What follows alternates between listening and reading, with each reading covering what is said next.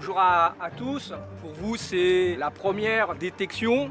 Sachez que c'est très difficile et il y a beaucoup d'obstacles. Donc aujourd'hui, on va faire Ils ont 12 ans à peine.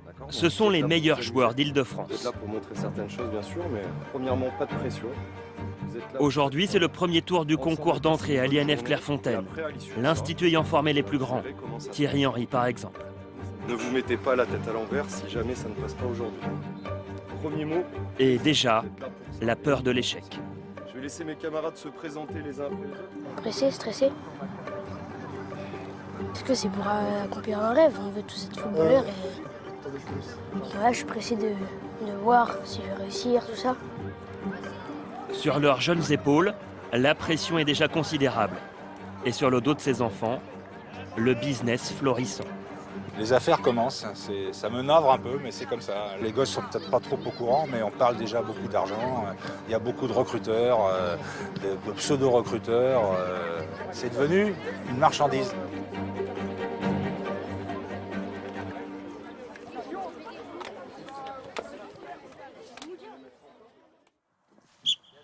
Dernier passage vert. Elle est bonne à jouer. Encore. Maîtrise, elle est dans le jeu. Et elle a fini l'action. Va, reprends la vitesse. Torcy dans l'Est parisien, une fabrique à champions reconnue aux quatre coins de la France. Paul Pogba a été repéré sur ces terrains à l'âge de 14 ans. Et chaque année, les clubs professionnels viennent ici faire leur marché.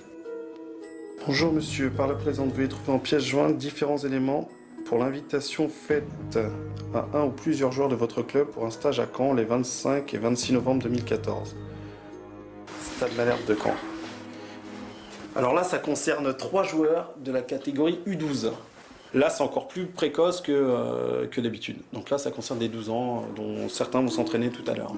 Il faut aller vers l'avant. Va, Éric Laclais reçoit ce type de message au moins une fois par semaine. On enchaîne. Sur les 35 meilleurs jeunes talents du club, 1 sur 2 a déjà été sollicité. 15 secondes. Et Vermaine, est-ce que je suis lucide pour bien finir? Bien joué, 18. À tort ou à raison, c'est celui qui découvrira le talent le plus tôt, qui emportera la mise. Donc, il ne faut pas se leurrer.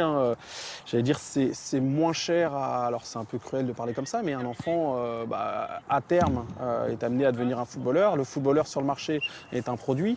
Le produit est moins cher si on le découvre tôt. On est sur une logique de capitalisme, clairement.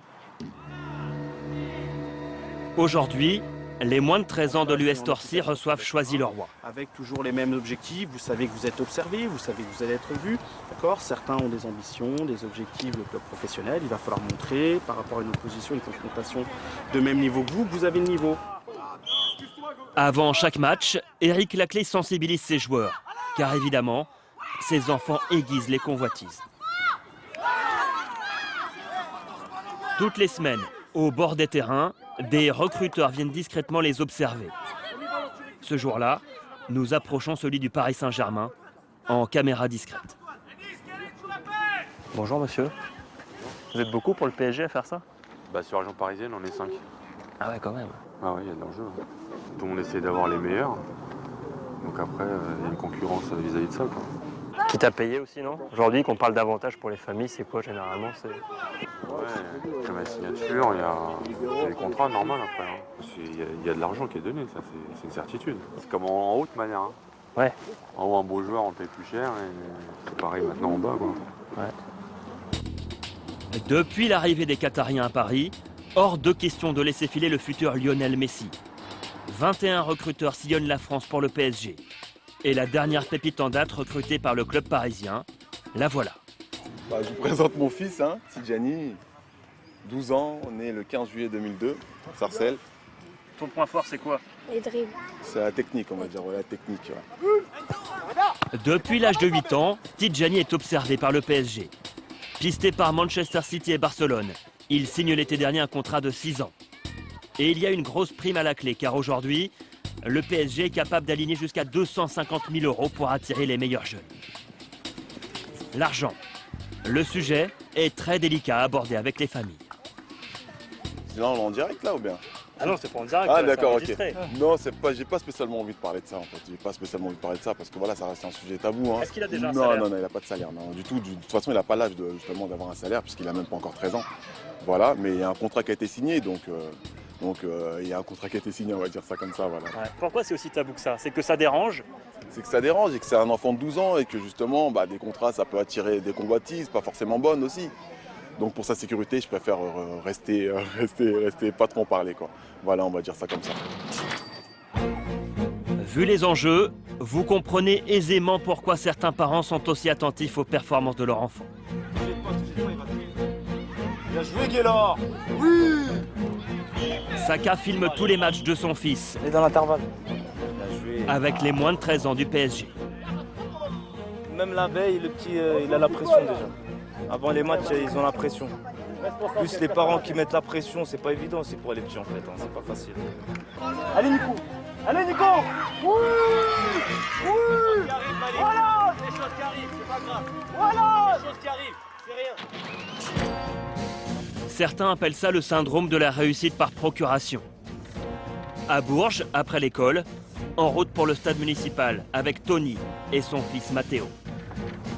Voilà notre deuxième maison. On en rigole souvent. Hein. Matteo a 11 ans.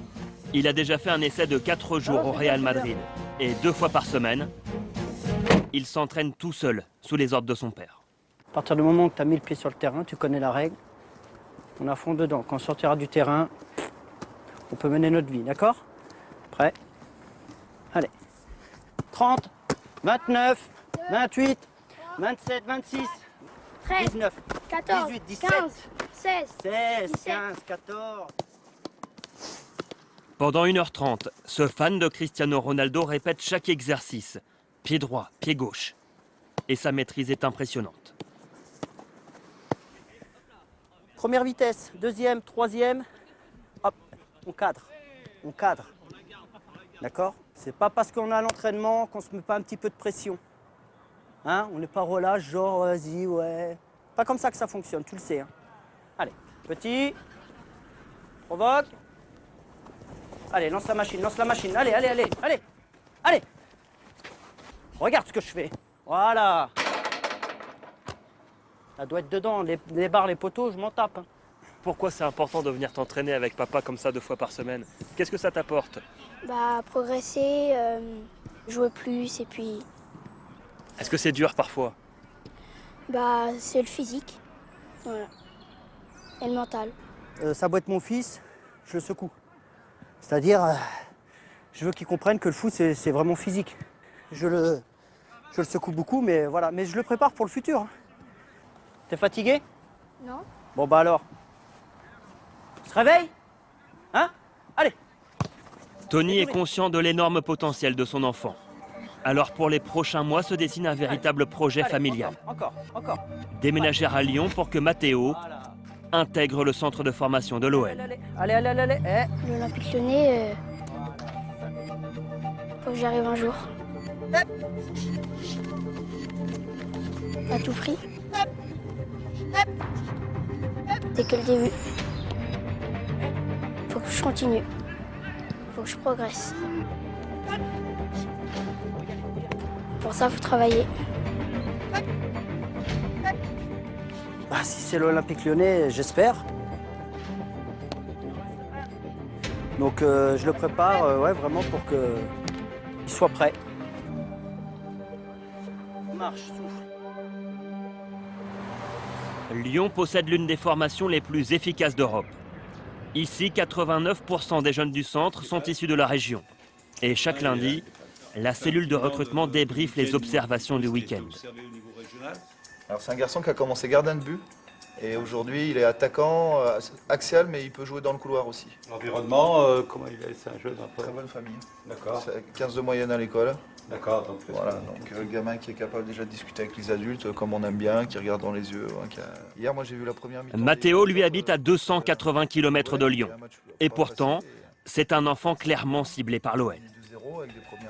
Aujourd'hui, c'est un joueur qu'on suit. Nous, ce qu'on souhaite, c'est qu'il soit à un moment donné dans notre structure. Maintenant, on ne va pas non plus presser les choses. On ne va pas déroger au règlement. Le règlement.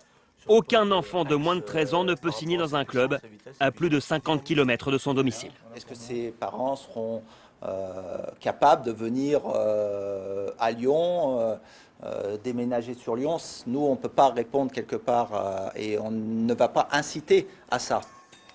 Mais ce genre d'éthique ne pèse pas lourd face aux demandes insistantes des familles. Tous les jours sur la boîte mail du club, des messages de parents et d'agents prêts à traverser la France entière pour emmener un enfant à l'essai. Certains n'ont même pas 7 ans. Leur faire faire des distances kilométriques comme celle-ci ou d'être vendeur de leur enfance, ça peut laisser penser à plein de choses. Le football côté sombre. De plus en plus d'argent et de plus en plus d'intermédiaires. Moi, mon métier, c'est chercheur de talent. Il s'appelle Yahya Bendelali. Chaque week-end, il arpente l'Île-de-France pour trouver la perle rare. Quand je les détecte, je les mets en relation avec les clubs. C'est un peu chasseur de tête. Voilà, chasseur de tête. Entre autres, chasseur de tête. Aujourd'hui, Yahya est à Colombes pour assister au match des moins de 14 ans entre le Racing et le Paris FC. Il ne suffit pas de venir regarder un match. Si on n'a pas le flair, si on n'a pas le coup d'œil, si on ne connaît pas le football, et puis bon, moi avec mon expérience... Sans les mains pour les deux équipes. Le numéro 14 du Racing lui a tapé dans l'œil. Redouane a 13 ans. C'est un gaucher avec d'énormes qualités techniques. Ah, dommage. J'ai vu que ce petit, il avait quelque chose. Il était à l'aise techniquement, gaucher. J'ai dit, ce gamin, il était pétri de qualité, qu'il fallait lui donner un coup de main. J'ai aussitôt appelé le responsable du recrutement de Nantes. Je lui ai dit, voilà, il y a un super gamin à voir au Racing.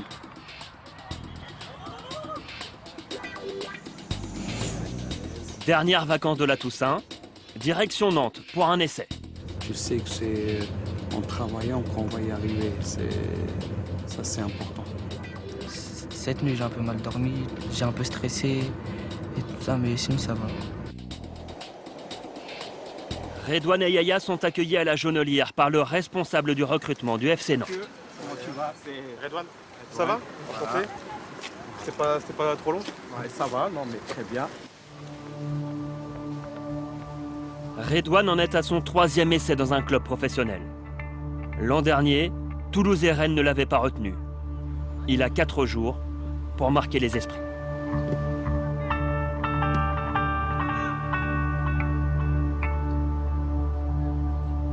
L'idée, c'est de voir un peu si on a affaire à un garçon qui a du caractère, qui est capable de reproduire ce qu'il fait chez lui dans un contexte hostile un peu, parce que c'est pas simple. Si on voit la même chose que ce qu'on a vu sur Paris, bah, très rapidement, on verra sa famille. Et puis, on s'engagera sur la durée avec lui. L'essai est très vite concluant. Dès le premier jour d'entraînement, Redouane fait très forte impression, balle au pied. Mais c'est rare de voir un garçon aussi long, et à la fois cette rapidité, c'est-à-dire l'enchaînement rapide. Généralement, quand ils sont lents, ils sont un peu nonchalants, un peu. Et lui, il a surtout le toucher de ballon qui, tu vois, il le fait. Il est très très fort.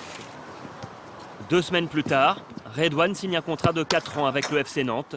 Une trouvaille de plus pour Yahya. J'ai aucune participation financière pour le dossier de Redouane. Si Redouane, demain, il me considère, il se rappelle que je l'ai aidé, si demain, il peut me faire un cadeau, je lui dirai pas non. Mais en tout cas, je serai le premier, le plus heureux au monde que Redouane soit une future star. Cet intermédiaire sans licence officielle assume. Il espère une contrepartie. Il existe pourtant des règles. Nous sommes allés rencontrer l'Union des agents sportifs du football. Et concernant les mineurs, le code du sport est très clair. Aujourd'hui, les agents licenciés se doivent de respecter une réglementation qui est très claire. C'est interdiction totale d'être rémunéré pour un travail sur un joueur mineur. Après, vous n'empêcherez jamais, à partir du moment où il y a une potentialité de gagner de l'argent, d'attirer des gens. Ça, vous ne pouvez pas l'empêcher. Il y a une loi qui existe, charge aux instances et aux structures habilitées à le faire d'interdire ces dérives. Sur le marché des enfants footballeurs, l'équipe de France attire évidemment tous les regards.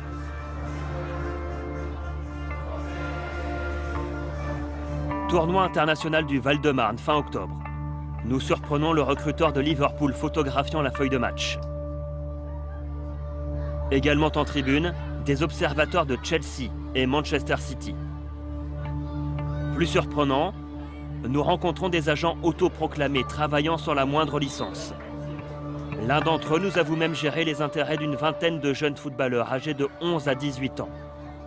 Mais ce jour-là, personne pour répondre à nos questions face caméra. Ce monde est silencieux et chacun préserve ses intérêts. Au bord du terrain, l'organisateur du tournoi. Thierry Mercier constate amèrement les dérives et il fait la guerre aux pseudo-agents de joueurs. Il suffit de faire une bonne pioche et puis derrière, avec un bon joueur, tu peux vivre 20 ans. Hein. Dans ces matchs-là, dans ces compétitions-là, il y a vraiment tout cet aéropage là, qui sent l'argent. Il y a un certain nombre d'agents qui sont des gens extrêmement bien, extrêmement rigoureux moralement, mentalement, et qui travaillent vraiment pour le bien du gosse. Mais je pense aussi que malheureusement, il y en a un certain nombre, et peut-être même la majorité, et pour moi, ceux-là, c'est le cancer du football. Ouais. Le cancer du football.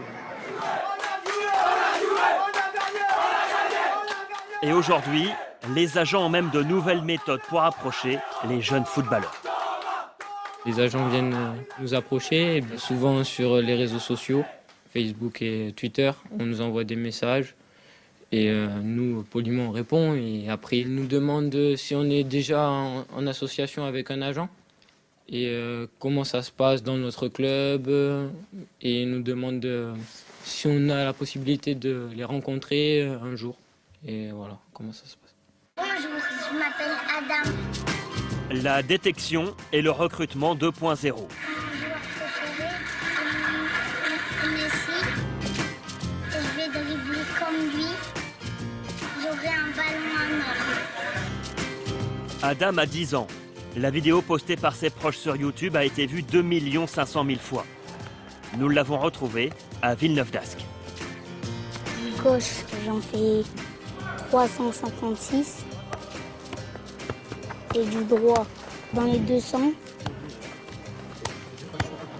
Et de la tête 64.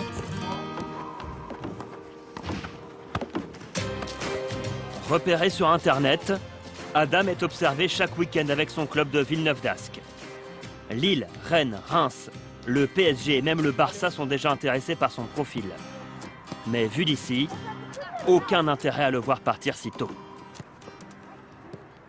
Nous, ce qu'on souhaite, c'est de le garder jusqu'à 13, 14 ans, 15 ans. D'abord pour que le gamin évolue bien sportivement. Et puis pour rien cacher, pour le club, ça va être bien qu'on a des royalties qui tombent au cas où il est, dans la mesure où il était formé au club. Car les clubs amateurs ont eux aussi droit à leur part du gâteau. Ce sont les indemnités de formation et de solidarité. À chaque transfert international, une somme d'argent est indexée au nombre d'années passées au club entre l'âge de 12 et 21 ans. Si Adam devient un grand joueur, cela peut être le jackpot pour le Villeneuve d'Ascq Métropole. Chaque club qui a une pépite parmi ses licenciés, inconsciemment, y pense, de toute façon. Je pense, ou alors c'est des faux jetons. Business à tous les étages. Et certains ont parfois du mal à assumer. Drôle d'accueil à Poitiers lorsque nous arrivons début octobre pour assister à l'entraînement d'un jeune gardien de but de 13 ans, tout juste recruté par le club anglais de Chelsea. Quelle raison? Monsieur, vous n'avez aucune autorisation. Comment? Vous n'avez aucune autorisation. Bah, c'est des installations municipales, monsieur, ici. Vous connaissez le droit à l'image? Ouais. Vous n'avez pas le droit, autrement vous aurez un procès. C'est clair, net et précis. C'est vu avec Chelsea, c'est vu avec tout le monde. L'entraînement est à huis clos. Chelsea impose des consignes très claires aux dirigeants du Poitiers Football Club. Concernant le sujet, là, ils sont catégoriques, Chelsea. Hein, ils ne veulent pas entendre parler de reportage, quoi que ce soit. Ils ont passé un accord commun avec les parents et avec nous pour ne pas faire de publicité. Donc, pas de reportage, pas de journalisme, pas de ceci, pas de cela. Voilà. Un mois plus tard, après négociation avec le club et l'avocat de la famille, nous pouvons approcher le jeune Nicolas Thier. Une condition, ne pas montrer son visage. Il n'a que 13 ans et mesure déjà 1,86 m. À l'entraînement, Nicolas porte les équipements de Chelsea. Et ce jour-là, la séance est en anglais. Okay. Legs. Ready? Other side. Other side. Okay. Good. Une fois par mois, Enrique Hilario vient à Poitiers. Le superviseur des gardiens de Chelsea suit l'évolution de Nicolas, mais le sujet est sensible. À la fin de la séance, no comment. Je suis très heureux que vous soyez là. Je peux parler avec vous un peu de la ville, du temps, mais pas de l'entraînement parce que je ne répondrai pas. Peut-être que Nicolas est le futur gardien de but de Chelsea. Je vais vous répondre la même chose.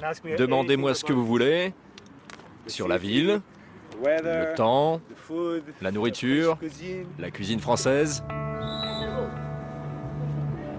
Nicolas Thier ne rejoindra l'Angleterre qu'à 16 ans, l'âge légal pour évoluer dans un club étranger. Concernant l'aspect financier, on parle de 200 000 € d'indemnité pour le Poitiers Football Club et d'une somme proche d'1 million d'euros pour la famille. Au bord du terrain, un bénévole du club nous fait ses quelques confidences. Et la famille, elle arrive à gérer tout ça Ah, c'était un peu... À un moment, c'était difficile. Hein. Ouais. Les agences bousculent, les clubs se bousculent, et c'est un enchaînement de beaucoup de choses. Que faire, les sponsors, parce que bon, après t'as Adidas, Nike et tout, ils le volent quoi. Ils veulent qu'ils portent de Adidas ou du Nike ou du Pima, bah oui. Mentalement, il faut qu'il soit fort le gamin, parce que à 13 ans, tu sais, t'es ado quoi, t'es encore ado. Aujourd'hui, de plus en plus de jeunes footballeurs s'arrêtent en chemin, lassés de cette pression permanente. Pour ces enfants, le football est déjà un métier. Bon, nous, on n'est pas très préparés à ça, donc du coup, c'est un choc pour nous. C'est dur, mais après, c'est le métier, c'est le football, et on est conscient que c'est ça.